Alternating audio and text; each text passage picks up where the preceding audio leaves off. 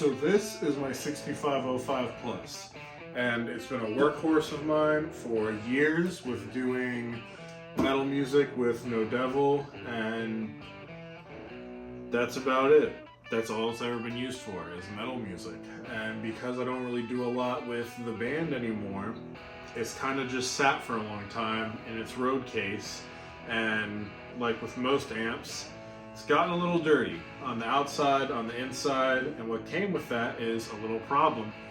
So on this amp, I have an issue of the pots or potentiometers in the amp being dirty, and what that usually equates to is a very loud popping or scratching sound. You can get it on old guitars if you ever pick up something in like a pawn shop or a guitar that never really gets played, or you usually have that one friend that owns an electric guitar. Their parents got them when they were really young, but they never played it, and they're like, oh, you should play it, and you go to play it, and when you turn the volume knob up, it's just nasty scratching. Not really popping sound, but scratching. But when it's on an amp, you'll get kind of like a pop, scratch, not fun time, especially on high-powered tube amps like this. It can be very annoying. It's very loud, and even though your volume's really quiet, or quiet for a tube amp, you can only try to turn it up a little bit, those pops and cracks can be fairly loud. And with living in an apartment, it's kind of annoying, and it's pretty bad in this one. So I'm gonna see if it'll want to do it for you right now, but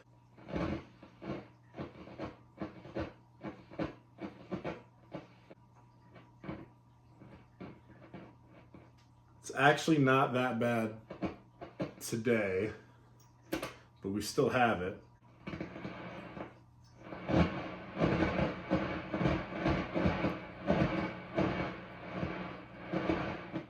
So, kind of bad.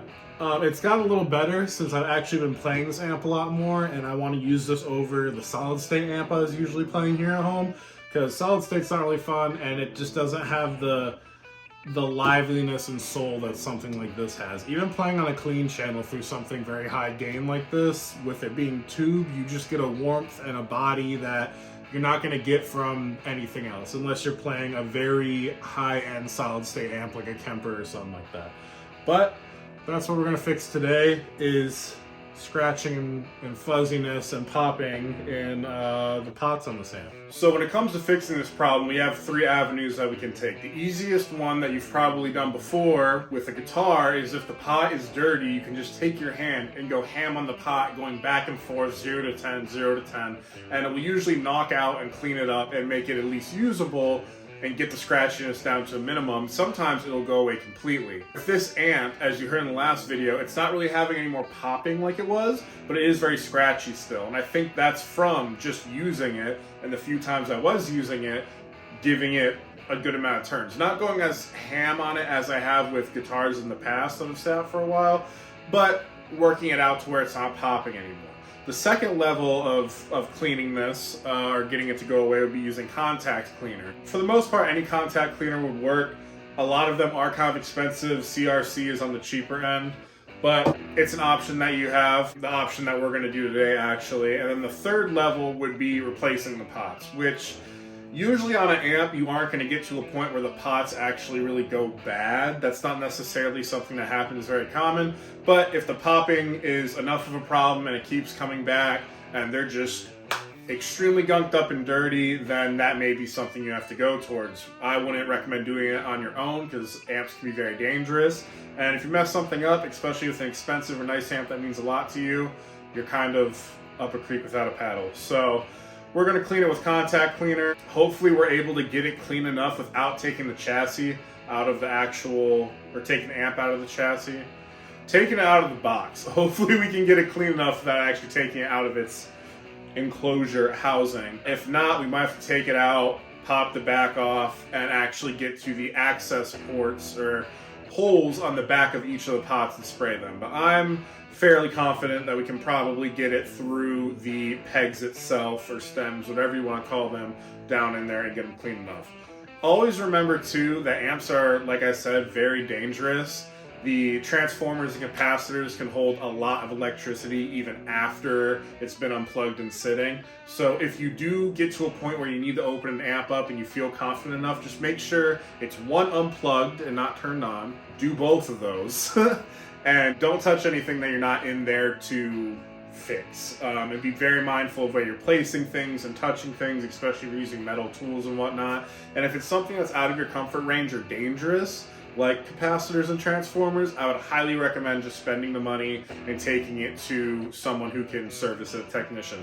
This amp has been worked on by a technician because I'm a mechanic, I know car stuff, but when it comes to electrical stuff, I'm not very well versed in it. And also, I don't want to blow up my nice, expensive amp and also potentially hurt myself or hurt something in my apartment and catch it on fire.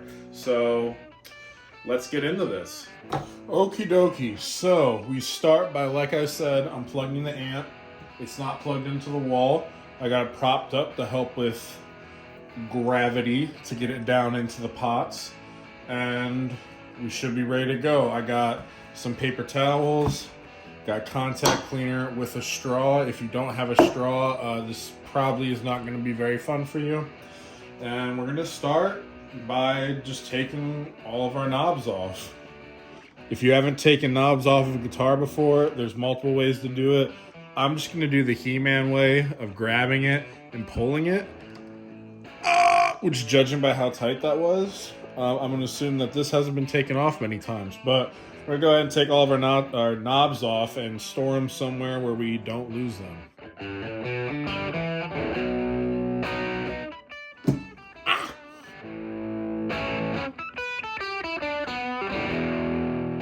So, for some reason, all but 4 of my knobs are on with the force of God, which is expected whenever you go in to do something, that something is not going to be easy and go right.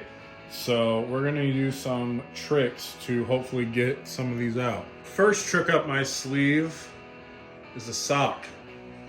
You can use a sock, a t-shirt, a rag, something like that. A lot of people use this on anything with a stuck knob. Some people do this with string. I don't have string.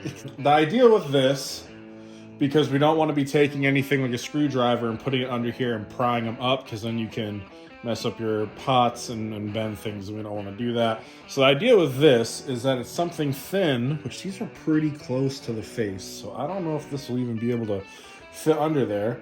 But the idea is, if you can, this slides under it, whoop, and then wraps around it. Oh, slid off. Almost got it. But wraps around it, hopefully all around it, so that you can then pull straight up, and it helps apply even pressure to the whole knob. And I thought that ripped the sock. And hopefully pull it off.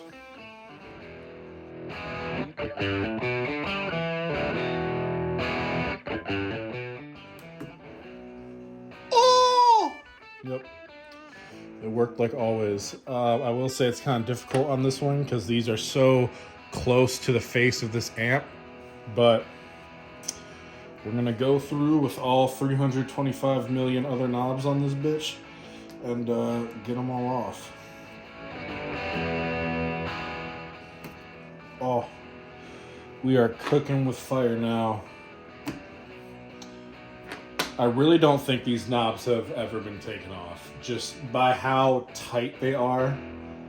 Usually, even if you take a knob off once, you'll get a little bit of easier time getting on and off again. Unless it's the wrong size knob for the post on the pot, then it's always going to be pretty on there. But yeah, we are just rolling through now with the sock. I just wish I had more room to get these under and around. But not too big of a problem because we're obviously rolling through right now. Come on now. I'm sure they make actual tools for this. Obviously I don't own one because I don't do stuff like this very often, and I usually don't run into stuck knobs that I have trouble with, especially after hitting them with like the sock technique. But I could definitely say on an amp where you have no space all around the knob, probably be pretty clutch to have one of those tools. I would assume StuMac or something probably sells one for $80 bajillion. Oh. One more. You just got vectored. Now that we got all those off for shits and giggles, I'm just gonna... Oh, didn't mean to cryo freeze it right then for a second. Get some of the dust off. If we want, now would be a great time to get some of the gunk that is on or around your pots out. This amp is relatively clean, just because it's literally lived in a road case like its whole life, or at least the whole life that I had it. And the guy before me had it in a road case too, so it's pretty clean. It is dinged up, but as far as like finger gunk and whatnot, it doesn't really have any germy boys on it. But yeah, so now we're gonna go ahead and try our best with getting this contact cleaner down into these pots. So as you can probably see, these pots are very, I wouldn't say tight, but there's not a lot of space between the shaft and the hole. There's probably a joke in there somewhere, but there's not a lot of space between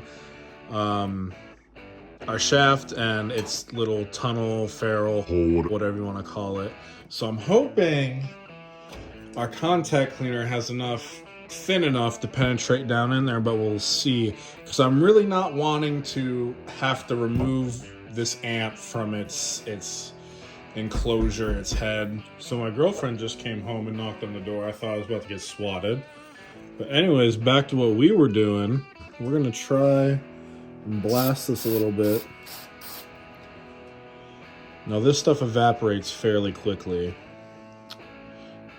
and it's fine to get a good amount on there because it's made for electronics and whatnot. I mean, obviously I'd let it sit and let it evaporate and dry for a good few minutes after you're done doing what you're doing, but as you can see, that puddle's already evaporated. But we're just gonna keep giving this some blast and just working it in and just see how that goes. And we got to do that to all 58 million knobs on this amp. And we want to make sure we're going from 0 to 10. If you don't go from 0 to 10, you might not reach everything. I can already feel that loosening up. And I believe that contact is now clean, because it's not all ass and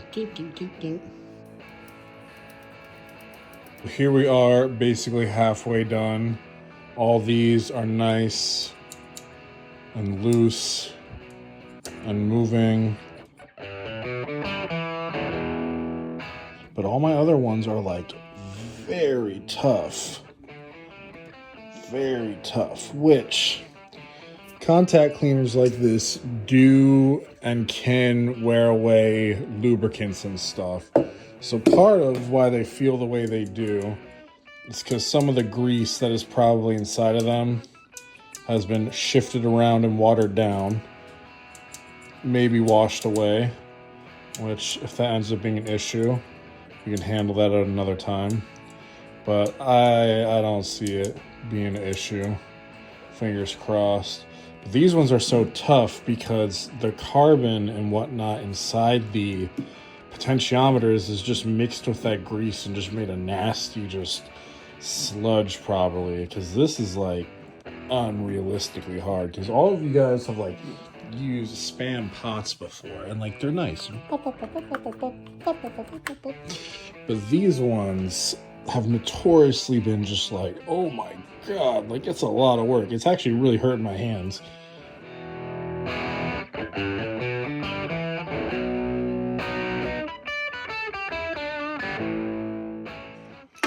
Okay, so now we're gonna clean off all this excess nasty gook. You can see what got blown off from that contact cleaner. We're gonna clean all that off, clean off the face, get these knobs back on, and then fingers crossed that we have fixed the problem and that nothing is broken.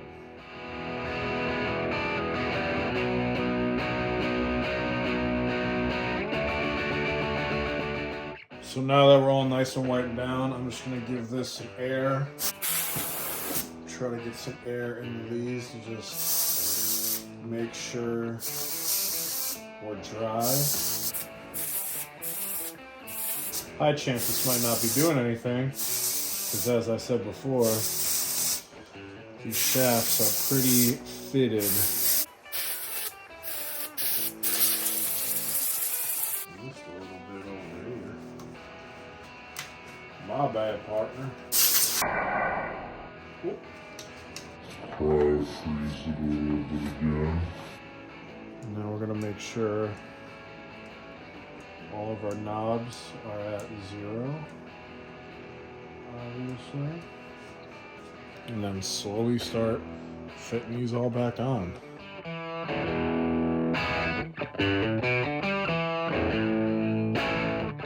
And there we go. All of our knobs are back on and they're moving nice and freely, how I feel like they should have before. You couldn't do this before now. They would have all just stayed still, but they feel nice, they feel smooth.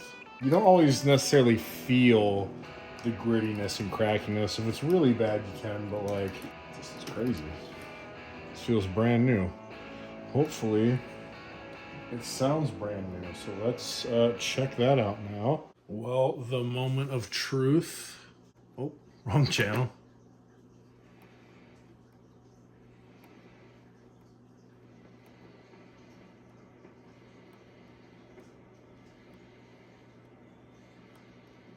Wow.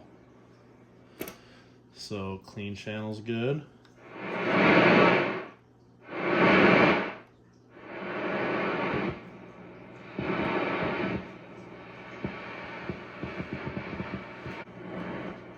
This is sounding pretty good. I don't know what that crossover sound is right there. I don't know if that's my pot or... Pretty happy with that.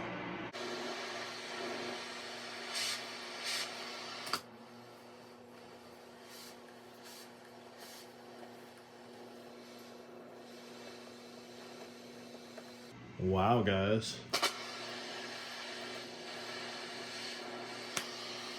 It looks like we solved our problem. In conclusion, contact cleaner does work if you have a goobered up amp and you're suffering from scratching or popping or any of those kinds of symptoms. So I would definitely give it a try. Again, be careful, make sure your amp's unplugged. If you need to take it apart, don't be touching any capacitors or transformers or anything of that sort. If you do try contact cleaner and it doesn't get rid of the problem, I highly, highly recommend taking it to a technician. Amps are not something you should mess with. You can hurt yourself, potentially kill yourself, hurt others, hurt your family, lose your job, lose your car, your home, get divorced, your girlfriend leaves you, your car explodes, terrorist attacks. Very bad things can happen. So again, please be safe when you're working on amps. They have a lot of wattage. The capacitors, transformers, and things like that can be very dangerous. If you don't feel comfortable working on an amp, please take it to a technician. They know what they're doing. They're professionals. I've taken this amp to a technician and had it worked on because I didn't feel comfortable tracking down an issue on it. And also, they're a lot of money and they're a big investment. Most tube amps are gonna run a few $100 at least. So especially if you have something very high wattage and very expensive or vintage, definitely a better idea to go ahead and take it to someone who knows what they're doing, where it's going to be safe, it's going to get done right. And hey, if something gets done wrong, just like in the automotive industry, you can just take it back where it got done wrong at. And if they're about their word and about their business, they should fix it. So thank you for coming along with me to fix this goobered up amp, and I'll see you next time.